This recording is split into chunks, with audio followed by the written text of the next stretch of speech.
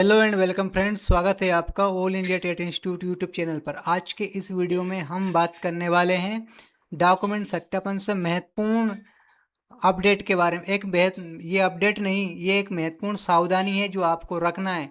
यदि आपका 3, 4, 5 में डॉक्यूमेंट सत्यापन के लिए नाम आया है या फिर आपका डॉक्यूमेंट सत्यापन होना शेष है किसी भी कारण की वजह से, तो ये वीडियो आपको बिना स्किप किए ही देखना है। क्योंकि अगर आपने बिना स्किप किए वीडियो नहीं देखा और जानकारी मिस हो जाएगी और सुबह आपको डॉक्यूमेंट सत्यापन नहीं हो पाएगा, है ना। तो ये जो ट्राइबल डिपार्टमेंट का पोर्टल है, इस पे आपको जनजाति कार्य विभाग पर आना है, प्राथमिक शिक्षक पर आना है क्लिक करके, और शिक्षक नियोजन 25-26 पर आगे बढ़ जाना है। अब यहाँ जो लिस्ट आई है डॉक्यूमेंट सत्यापन कराने वाली, ये जो आपको यहाँ दिख रही है, ये वाली ये लिस्ट आपको दिख रही है। ये मेरा कर्सर जहाँ जा रहा है, यदि इस लिस्ट में आप अंदर घुस के देखोगे तो जैसे मान लीजिए इस लिस्ट के में अंदर हम चले गए हैं, तो ये लिस्ट आप देख लीजिए।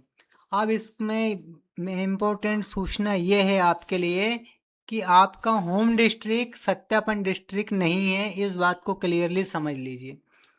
ये सत्यापन डिस्ट्रिक्ट और होम डिस्ट्रिक्ट उनके लिए एक हो सकता है जो ट्राइबल डिस्ट्रिक्ट के रहने वाले हैं और वो उन्हीं ज़िले के रहने वाले हैं जिसमें उनका डॉक्यूमेंट सत्यापन हो। यानी जो 18 ज़िले में जिसमें नियुक्ति होना है कैंडिडेट्स की, लोगों की, उन्हीं ज़िलों में डॉक्यूमेंट सत्यापन होगा। तो जो शेष अभ्यर्थी है 18 ज़िले छोड़ के, उनको ये सोचकर चलिए कि आपके पास में जो भी ट्राइबल डिस्ट्रिक्ट है उसी डिस्ट्रिक्ट में आपको डॉक्यूमेंट सत्यापन कराने जाना है। और यदि आपका ऐसा मतलब ऐसी है कि आप उन 18 ज़िले के ही रहने वाले हैं, तो फिर आपको अपने होम डिस्ट्रिक्ट में डॉक्यूमेंट सत्यापन हो जाएगा।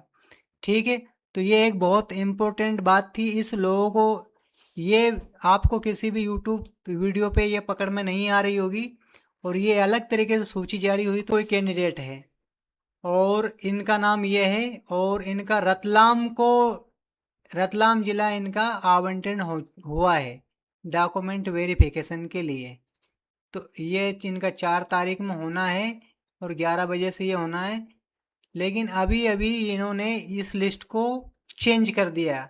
चलिए मैंने पुरानी लिस्ट भी आपको दिखाता हूँ जो मैंने डाउनलोड करके रख रखा है ना। मैंने पुरानी ये पीडीएफ निकाली।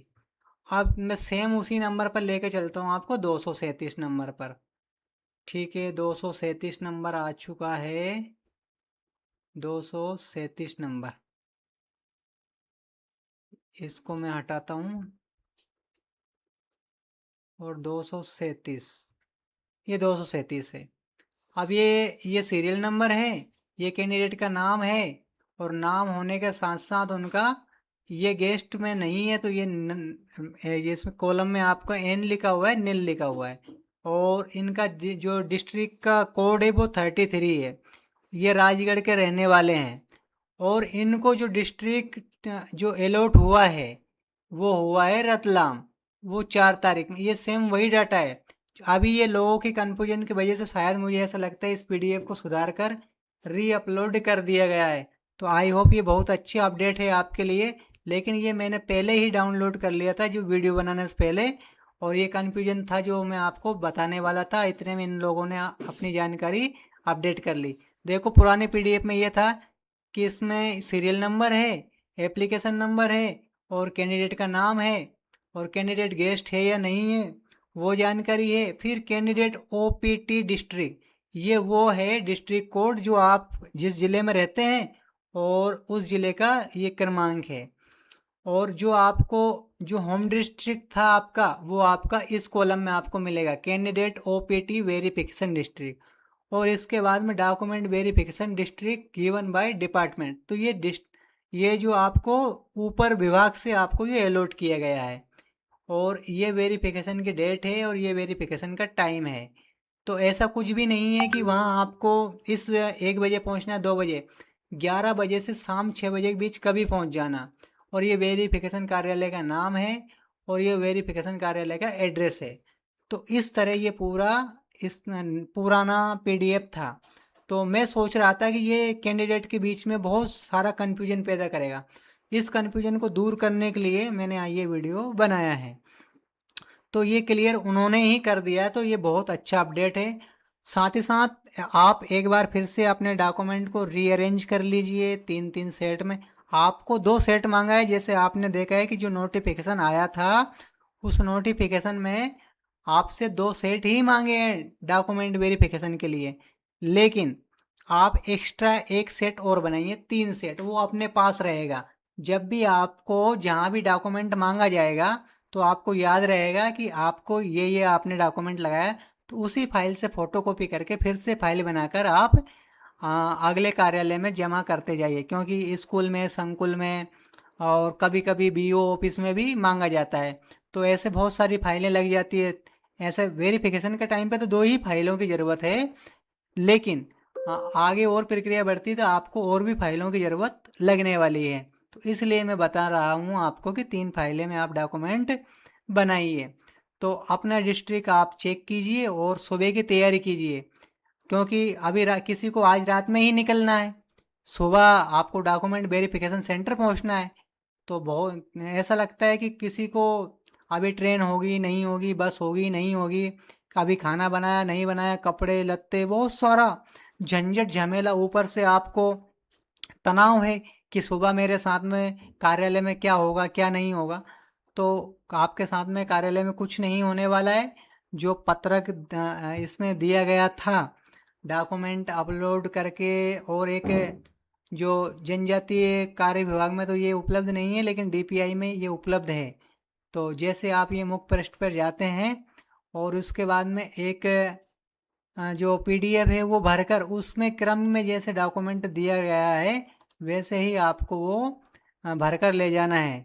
तो वो मैं आपको बता देता हूँ, ये है, ये इसमें आपको ये तीसरे चौथे नंबर पर ये दिख रहा है ना आपको, ये मैंने आपको बड़ा कर दिया है। तो ये इस सीरियल के हिसाब से पहले नंबर पर आपकी टेट की अंक सूची होना चाहिए और दूसरे नंबर पर आपकी चयन अंक सूची होना चाहिए। और ये जो भी जिस भी कैटेगरी से आपका हुआ है वो सर्टिफिकेट आपका होना चाहिए। ईडब्ल्यूएस से हुआ है ना, एससी एसटी से हुआ है, ओबीसी से हुआ है, जो भी है। यहाँ आपकी हायर स्कूल के अंक सूची की जानकारी भराना है या डीएलएड, और यदि किसी के पास में बीएलएड है तो या स्पेशल डीएलएड है तो उनके लिए ये 6 नंबर का कॉलम है। 7 नंबर में ये है कि आपके स्नातक यदि आपने लगाया है तो उसके सभी सेमेस्टरों की अंक सूची और उनके सभी सेमेस्टरों के यहाँ से एक नाम और उसमें कौन कौन से विषय थे वो यहाँ लिखाने वाले हैं। आपने स्वाध्याय मोड में किया था या रेगुलर मोड में किया था, जो भी है। तो इस तरह और सभी सेमेस्टरों की आपकी अंक सूची पीडीएफ करके आपने अपलोड की, वो ले जाना है।